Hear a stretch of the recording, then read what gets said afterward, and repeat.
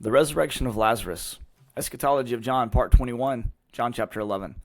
Today we'll be looking at two major texts in John 11. One deals with a conversation between Jesus and Martha/Mary in the first half of John 11. The second is the response some of the religious leaders had to to Lazarus's resurrection.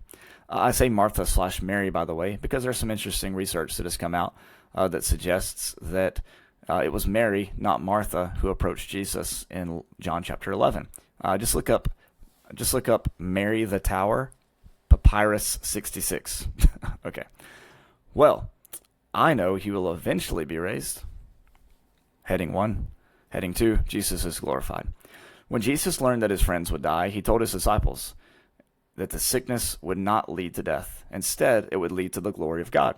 This is a common theme in John that goes back to chapter 1. And the Word became flesh and lived among us, and we have seen his glory, the glory as of a Father's only Son, full of grace and truth. John 1:14. It also shows us in chapter 2. It also shows up in chapter 2. Jesus did this, the first of his signs, in Cana of Galilee, and revealed his glory, and his disciples believed in him. John 2:11. And it culminates in Jesus' own death and resurrection.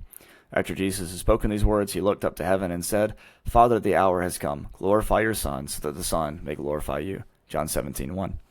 It is appropriate, then, that this seventh of the 7 miracles leading up to the cross should also glorify God. This 7th miracle is one of death, tears, and and resurrection. When Jesus finally decides to leave to go and raise Lazarus from the dead, Jesus' disciples protest, because if Jesus shows up in Judea again, he might be the one who dies. But Jesus said, it is time to work. Then he explained, our friend Lazarus has fallen asleep, but I am going there to wake him up. The disciples didn't get it. Lord, if he has fallen asleep, he'll be all right. John 11, verse 12. They thought Jesus meant he had simply fallen asleep, which may be what a sick person needs, but there is something else going on here. Jesus, however, had been speaking about his death, but they thought that he was referring merely to sleep. Then Jesus told them plainly, Lazarus is dead. For your sake, I'm glad I was not there, so that you may believe. But let us go to him. John 11:13-15. It turns out that sleep is a metaphor. Jesus was speaking figuratively, and the disciples didn't catch it. But this is actually a big deal, because Jesus is reworking how we view physical death. Physical death isn't the end, it's the beginning.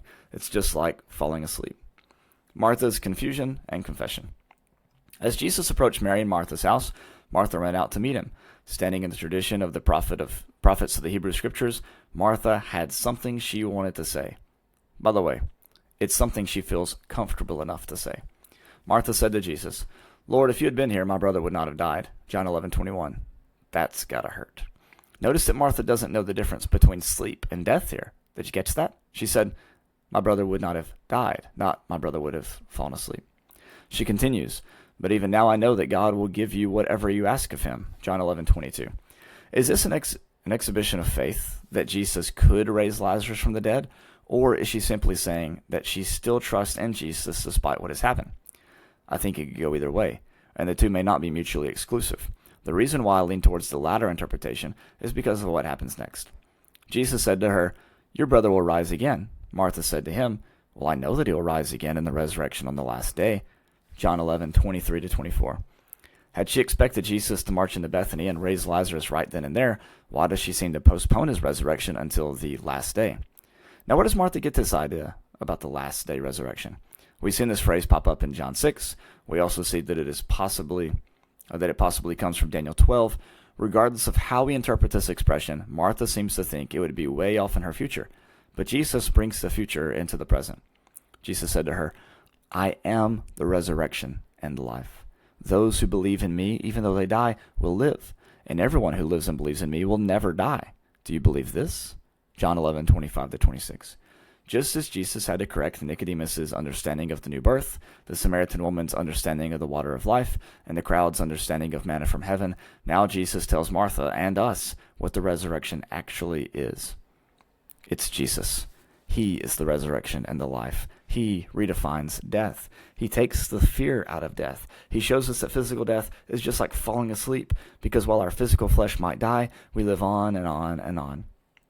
Jesus is the culmination of Israel's history and the walking resurrection. Another way to put this is that Jesus is the telos, the end, the goal of the law. Everything leads up to him, and when we are united with him through the Spirit of God, we are united in his death and resurrection. We will never die. Do you believe this? Martha did. She said to him, "Yes, Lord, I believe that you are the Messiah, the Son of God, the one coming into the world." John 11:27. The political death of Jesus. Scapegoating. Many of the Jews, therefore, who had come with Mary and had seen what Jesus did, believed in him. But some of them went to the Pharisees and told them what Jesus had done. John 11:45-46. Pay close attention to what these chief leaders say in response to this amazing miracle. So the chief priests and the Pharisees called a meeting of the council and said, "What are we to do? This man is performing many signs. If we let him go on like this, everyone will believe him, and the Romans will come and destroy both our holy place and our nation." John 11:47-48. First, they don't deny the signs of Jesus. In John 3, Nicodemus spoke on behalf of the religious leaders when he said, "Rabbi, we know that you are a teacher who has come from God, for no one can do these signs that you do unless God is with that person." John 3:2. Second, they are worried about their holy place and their nation. This is an important point and shouldn't be taken lightly. It's okay to be proud of your family, your church, or your city. You can say, "I love my church." But there's a way to say this which subverts the authority of Jesus as the head of the church. "Well, I'll never see XYZ happen in my church." Do you see the difference?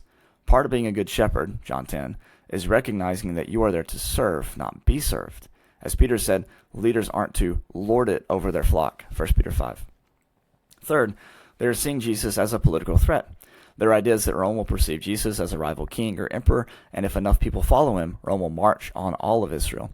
Of course, this does eventually happen, but not because of Christians. Instead, it was another movement of zealots that brought about Jerusalem's destruction. As we saw in John 6, Jesus insists that his kingdom is not of this world. At this point, Caiaphas, who was the high priest that year, rebuked the other leaders and said, "You know nothing at all. You do not understand that it is better for you to have one man die for the people than to have the whole nation destroyed." John 11:49-50. Die for the people can be understood in two ways. On one hand, we can understand this from the Christian perspective. Jesus died on our behalf so that we could see the love of God in action. On the other hand, we can understand this from the political perspective. Jesus was a sacrifice made by the chief priests and rulers to Rome to show political loyalty. This latter point is best exemplified in the chant, "We have no king but Caesar," John 19:15. John offers some commentary on Caiaphas' words. He did not say this on his own, but being high priest that year, he prophesied that Jesus was about to die for the nation, and not for the nation only, but to gather into one the dispersed children of God. So from that day on, they planned to put him to death. John 11:51-53. You can see both interpretations of this in action here. Jesus died to gather all of God's children together, but they also planned on putting him to death because they saw it as a political sacrifice, with Jesus serving as the scapegoat. But there's a catch with this kind of sacrifice. A remembrance of sin is made every year. There will need to be more blood. The cycle of violence. Roughly 4 years after Jesus' death, the small community of disciples had grown into the thousands. The church had grown so much that the disciples had to appoint deacons to assist in the distribution of food, Acts 6. One of these deacons' name was Stephen. When Stephen began allegedly speaking against the holy place and the law, the wheels of violence began to spin. After a response from Stephen, which critiqued the idea that God was contained within a temple, the people had enough and Stephen was murdered. If we understand the motivation behind Jesus' death to be two-pronged, religious envy and preemptive political persecution, preemptive political protection, then it makes sense to think of Stephen and subsequent martyrs' death through the same lens. This explains why the early persecutors of Paul appealed to magistrates and governors to try to have Paul imprisoned or killed. This kind of sacrifice can produce a typical kind of peace, but eventually it loses its effectiveness. When Jesus was approaching the cross, Luke describes the moment he stopped to weep over Jerusalem. And as he came near and saw the city, he wept over it, saying, "If you, even you, had only recognized on this day the things that make for peace, but now they are hidden from your eyes. Indeed, the days will come upon you when your enemies will set ramparts around you, surround you and hem you in on every side. They'll crush you to the ground, you and your children within you, and they will not leave within you one stone upon another, because you did not recognize the time of your visitation from God." Luke 19:41-44. To say this in another way, Jesus talked about how the people were filling up a cup of the martyr's blood. As long as they continued in the cycle of violence, they were storing up wrath for themselves. In other words, their continued pattern of violence would end up falling back on themselves. This wasn't something Jesus was happy about. It wasn't something he wanted, but it happened. And Jesus wept over it when he saw the writing on the wall. How can we break this cycle of violence in our own day? Habakkuk lamented, "Alas for you who build a town by bloodshed and found a city on iniquity." Habakkuk 2:12. The nations of our world were built upon bloodshed. If they do not repent, what will happen to them? Will the cycle of violence catch up with them? But there's a way to stop it. Love, resurrection, peace. To sum it up in a word, gospel. If we live out the good news of Jesus in our lives, we're making this world a better place. Things do not have to get worse before they get better. War does not have to be the answer. Violence is a product of the fake world built upon the lie of the serpent. It is not the product of the much more real world of the Spirit that Paul calls a new creation. But we have to trust in this good news, live it, and spread it far and wide. It's the only way to a better tomorrow for us, our families, our neighbors, and our enemies.